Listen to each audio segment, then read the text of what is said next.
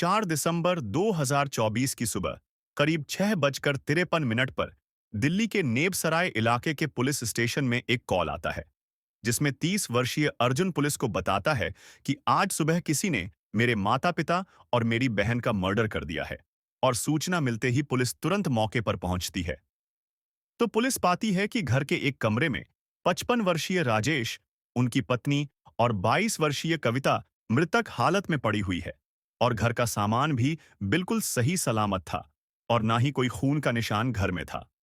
और जब पुलिस ने इस पूरे केस का खुलासा किया, तो पुलिस को पता चला कि इन तीनों लोगों की हत्या इनके ही बेटे ने खुद अपने हाथों से की थी।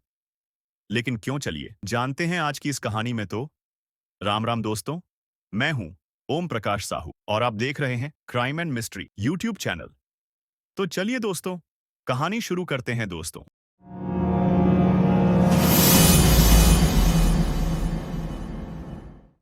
आपको ये पूरी कहानी समझने के लिए जाना होगा दिल्ली के नेबसराय इलाके के देवली गांव में, जहां पर 55 वर्षीय राजेश अपनी 47 वर्षीय पत्नी और अपनी 23 वर्षीय बेटी कविता और अपने बेटे अर्जुन के साथ रहा करते थे। राजेश एक रिटायर्ड आर्मी ऑफिसर था और अपनी पेंशन से ही अपने पूरे परिवार का पालन पोषण किया करता था। राजेश मूल रूप से हरियाणा का ही रहने वाला था, लेकिन वह अपने बच्चों के बेहतर भविष्य के लिए यहां दिल्ली में शिफ्ट हुआ था। और राजेश काफी गुस्से वाला था।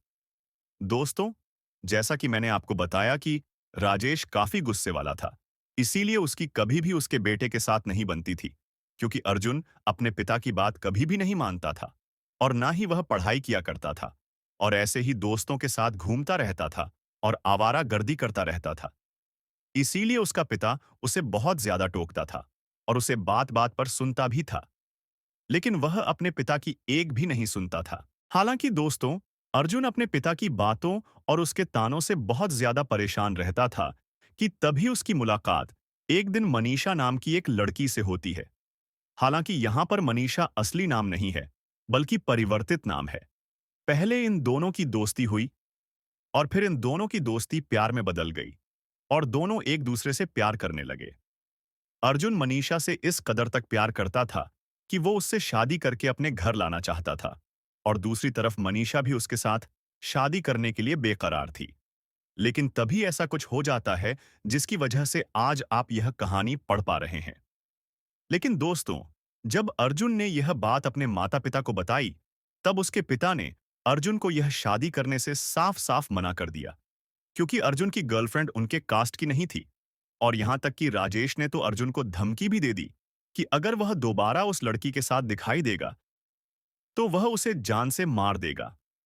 लेकिन दोस्तों, अर्जुन पर प्यार का भूत सवार हो चुका था, इसलिए वह चाहकर भी मनीषा से दूर नहीं रह सकता था। और इसी वजह से वह अपने पिता की धमकी देने के बावजूद भी मनीषा से चोरी चुपके मिलने लगा और दोनों काफी ज्यादा एंजॉय करने लगे और संबंध भी बनाने लगे। हालांकि दोस्तों, जब सब कुछ बिल्कुल सही चल ही रहा था कि तभी एक दिन अर्जुन को मनीषा के साथ घूमते हुए देख लेता है। इसके बाद जैसे ही रात को अर्जुन अपने घर पर आया, तो राजेश ने उसे खूब धमकाया और उसे घर से बाहर भी निकाल दिया और मोहल्ले वालों के सामने उसे एक जोरदार तमाचा भी मार दिया। और अर्जुन को यह भी कहा कि तू हमारे लिए मर चुका है और मैं अब अपनी पूरी प्रॉपर्टी भी कविता के नाम कर दूंगा। हालांकि उस समय तो राजेश की पत्नी ने जैसे तैसे करके मामले को शांत कर दिया और दोनों बाप बेटे को घर के अंदर बुला लिया। हालांकि दोस्तों, इस दिन के बाद अर्जुन अपने माता-पिता से नफरत करने लगा, क्योंकि पहले तो उन्होंने उसकी गर्लफ्रेंड से शादी करवाने के लिए मना कर दिया और फिर उसके पिता ने उसे मोहल्ले वालों के सामने भी जलील किया। और अब उसके पिता अपनी प्रॉपर्टी भी अपनी बेटी के नाम करने जा रहे थे।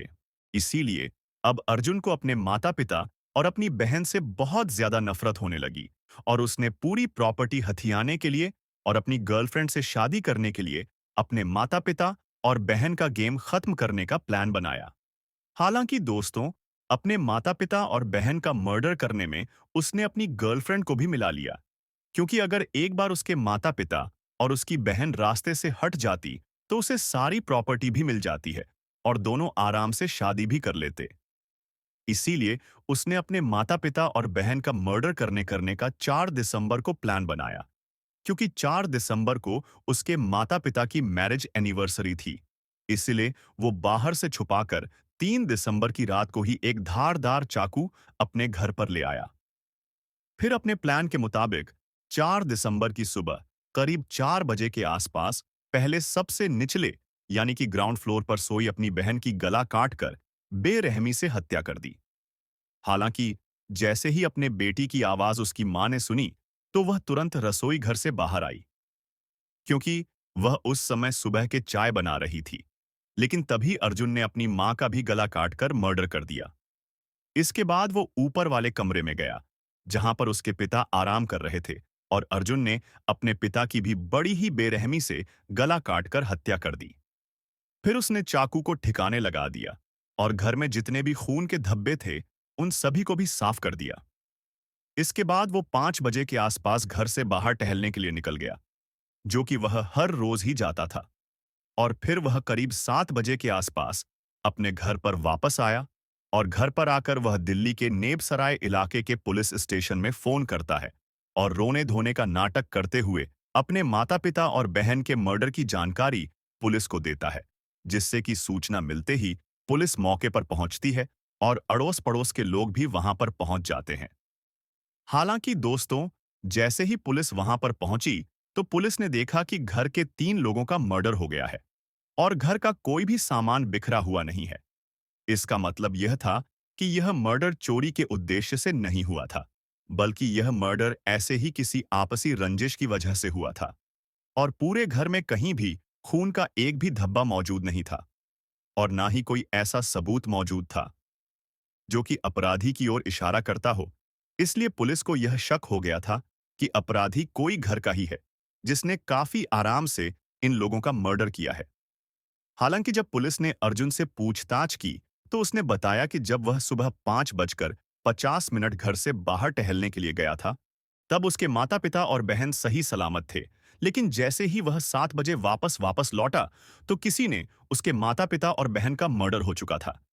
हालांकि ये बात पुलिस के लिए हजम होने वाली नहीं थी, क्योंकि इतने कम समय में कोई इतनी सफाई से किसी का मर्डर कैसे कर सकता है, वो भी 3-3 लोगों का। इसीलिए पुलिस के द्वारा सबसे पहले तीनों डेड बॉडीज को पोस्टमार्टम के लिए भेजा गया, और पुलिस ने अड़ोस पड़ोस के सीसीटीवी कैमरा की फोटोज खंगाली।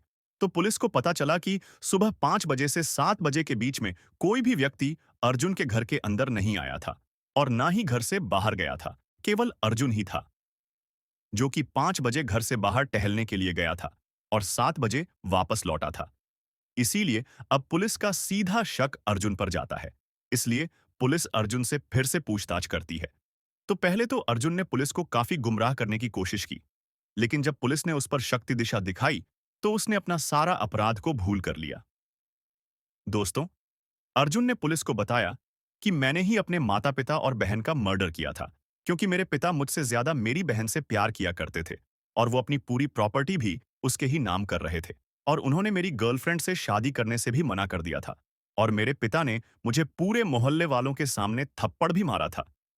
इसीलिए मैंने अपने माता-पिता और बहन का गुस्से में आकर मर्डर कर दिया, ताकि पूरी प्रॉपर्टी मेरे नाम हो जाए और मेरी गर्लफ्रेंड से मैं शादी भी कर सकूं।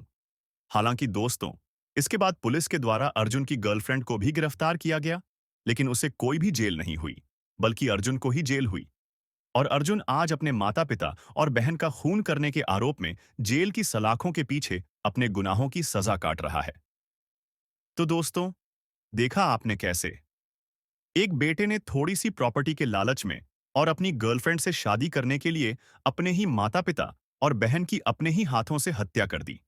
और इस लड़के ने माँ बेटे के ही रिश्ते को शर्मसार नहीं किया, बल्कि इसने भाई बहन के रिश्ते को भी शर्मसार कर दिया। क्योंकि जो बहन इसकी लंबी उम्र के लिए व्रत किया करती थी, उसकी रक्षा करने की जगह इस भाई ने उसकी ही अपने हाथों से हत्या कर दी। खैर दोस्तों, अगर आपको यह स्टोरी मजेदार लगी, तो इसे अपने दोस्तों से शेयर करना तो बिल्कुल भी ना भूले, और चैनल को सब्सक्राइब करें, वीडियो को लाइक करना ना भूले। धन्यवाद।